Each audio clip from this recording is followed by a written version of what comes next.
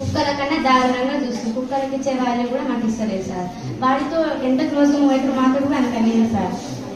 Food అస్సలు బాగాలేదు. 10th class మేము అసలు స్టడీ ఏమన్నా లేదు. అందుకని అందరు టీసీ తీసుకొని వెళ్తాం సార్. ఇక ఇప్పుడు కూడా మీరు ఉండరాన్న ధైర్యం తోటి మిమ్మల్ని పిలిపించినాం సార్. మార్నింగ్ చాలా బెదిరించింది సార్. ఏమని బెదిరించింది? ఏమైతే మీకు ఏం కాదు ఉండండి, కొత్త ప్రిన్సిపల్ అడ్జస్ట్ చేసుకోండి అని చెప్తున్నారు సార్.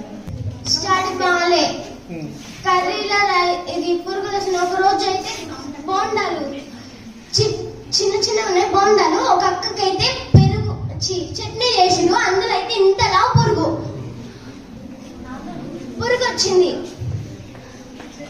పురుగులు వస్తున్నాయి.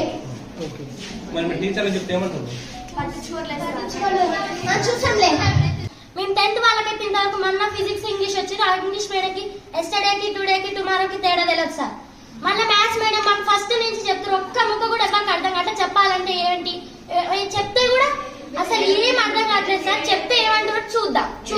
మా ప్రాబ్లం ఏంటంటే మా సంధ్య మేడం ఉన్నారు కదా, మాకు ఆ మేడం కాదు ప్రిన్సిపల్ వద్దు. అదే రీజన్ ఏంది? అన్నిటికీ రూల్స్ పెడితే మేము ఎట్లుండాలి సార్? ఇక్కడ ప్రతి దానికి రూల్ అంటున్నారు. పడుకోవడానికి రూల్, తినడానికి అసలు మాకు తిండే మంచి పెట్టలేదు. ఫస్ట్ అది మెయిన్ ప్రాబ్లం.